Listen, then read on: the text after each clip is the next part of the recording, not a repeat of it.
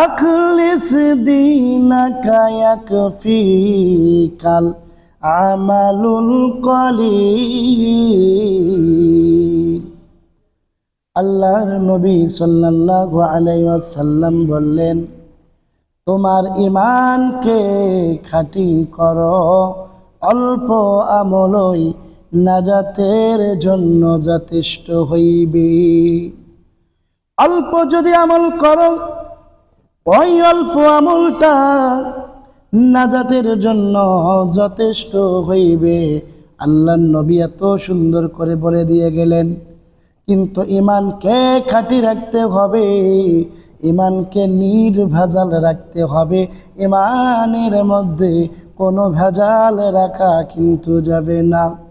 মানুষকে ওজনে কম দেওয়া যাবে না, মানুষের সামনে মানুষকে কখনো ছোট করা যাবে না, মানুষকে কখনো নিন্দা করা যাবে না, মানুষকে কখনো ঠকানো যাবে না।